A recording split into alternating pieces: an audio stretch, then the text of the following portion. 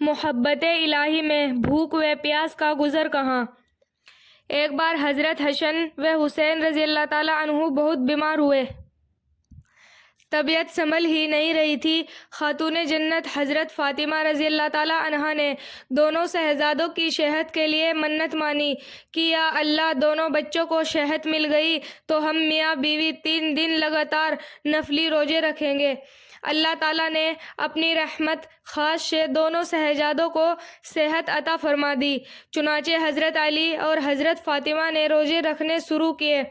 جب افطار کا وقت ہوا تو دونوں کے پاس صرف ایک روٹی تھی۔ اتنے میں دروازے پر دستک ہوئی۔ پوچھا کون؟ تو جواب ملا مسکین ہوں، بھوکا ہوں، اس در پر آیا ہوں کہ کچھ مل جائے۔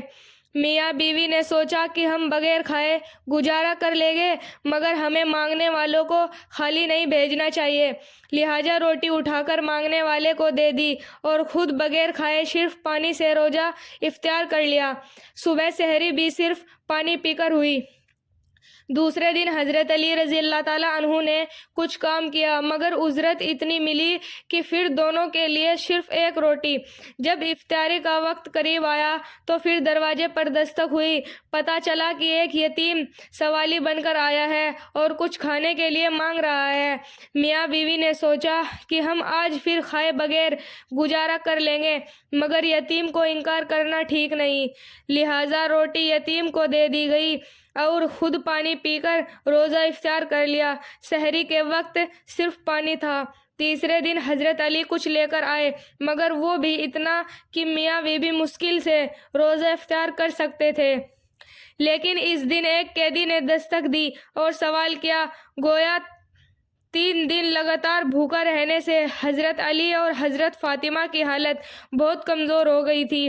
کمزور بہت زیادہ تھی، بھوک کی شدت سے بے چین کر دیا تھا مگر اللہ کے نام پر سوال کرنے والوں کو خالی بھیج دینا ان کے نزدیک مناسب نہیں تھا۔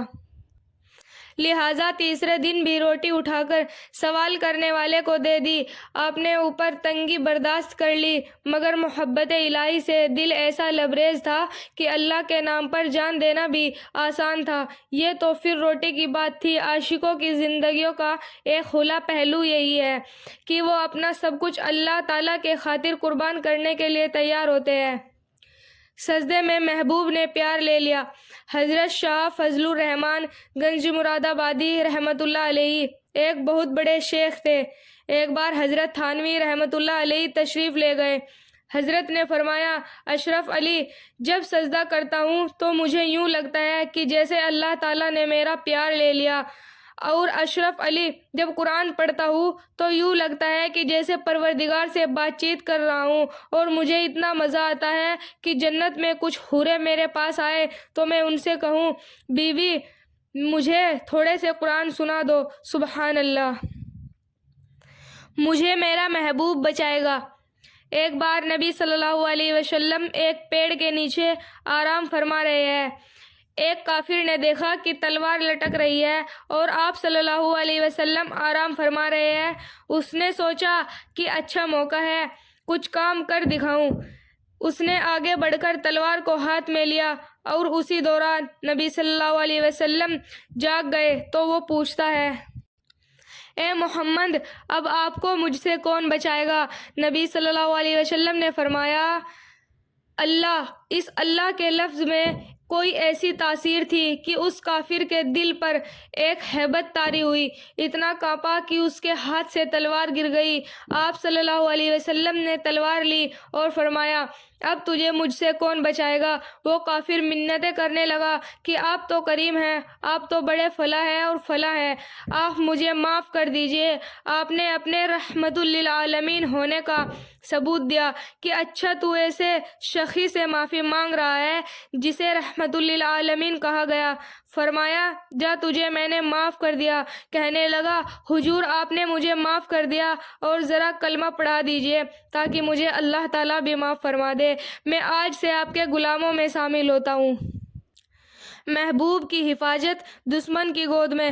حضرت موسیٰ علیہ السلام کی والدہ کے ساتھ حضرت اللہ تعالیٰ نے وعدہ فرمایا، اور انہوں نے اللہ تعالیٰ کے وعدے پر بھروسہ کر لیا۔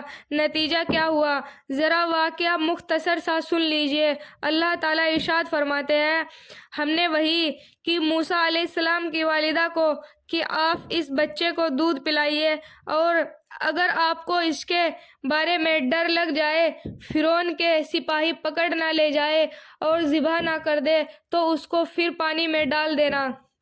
پھر اس کا وہ تابوت کنارے پر آ لگے گا، اس کو وہ پکڑے گا تو میرا بھی دشمن ہے اور اس کا بھی دشمن ہے۔ اب بتائیے، عقل سے پوچھے۔ عقل چیخے گی، چلائے گی اور کہے گی، پروردگار آپ نے حفاظت بھی کرنی ہے، اور یہ بچہ ان سپاہیوں کو نظر نہیں آئے، وہ سپاہی ادھر آ ہی نہیں سکے، مجھے فرما دے، میں کہیں گفا میں چھپا آتی ہوں، چھت پر لٹا دیتی ہوں۔ رب کریم، یہ کیا بات ہے کہ اس کو دریا میں ڈالے، بچہ ہے، تابوت بنا کر ڈالنا پڑے گا۔ تابوت میں ڈالے تو پانی بھرنے کا اندیشہ، اگر پانی سے بچنے کے لیے واٹر ٹائٹ بنائے تو ہوا بھی بند ہو جائے گی، ہوا بند ہونے سے بچہ مرے گا۔ سمجھ نہیں آتی کہ کیا کرے، ہوا کے لیے سوراخ بھی رکھے تو پانی جانے کا خطرہ ہے، اور پانی سے بچانے کی کوشش کرے تو ہوا بند ہونے کا خطرہ ہے۔ عقل کہتی ہے کہ یہ بچہ بچتا نہیں، مگر رب کریم کیا فرماتے ہیں، تم نے خوف بھی نہیں رکھنا اور تم نے ڈرنا بھی نہیں ہے، ہم اسے لوٹائیں گے تمہارے پاس، اور ہم نے تو اسے رسولوں میں بنانا ہے۔ حضرت موسیٰ علیہ السلام کی والدہ نے اس بات پر یقین کر لیا، لہٰذا بیٹے کو دریا میں ڈال دیا، اس کو فرعون کے کارندوں نے پکڑ لیا۔ اب جب کھول کر دیکھا تو اس میں بچہ تھا۔ اللہ تعالیٰ فرماتے ہیں، ہم نے آپ پر محبت ڈال دی۔ مفسرین نے لکھا ہے کہ موسیٰ علیہ السلام کی آنکھیں اتنی دلکش تھی، عاجز تھی، کہ جیسے ہی فرعون اور اس کی بیوی نے دیکھا تو وہ اپنا دل دے بیٹھے۔ فرعون کی بیوی کہنے لگی، تم نے اسے قتل نہیں کرنا، ہم اس کو اپنا بیٹا بنائیں گے، ہمیں نفع ہوگا۔ فرعون کہنے لگا، ٹھیک ہے، لہٰذا شاہی فرمان جاری ہوئے کہ ہم نے اسے بیٹا بنا لیا۔ ہزاروں بچوں کو ذبح کرنے والا اپنا دل دے بیٹھا ہے، کہتا ہے ٹھیک ہے، اسے قتل نہیں کرنا۔ اللہ تعالیٰ فرماتے ہیں، بھائیوں بہنوں، ہمارے چینل کو سبسکرائب کریں، ویڈیو کو لائک کریں، شیئر کریں۔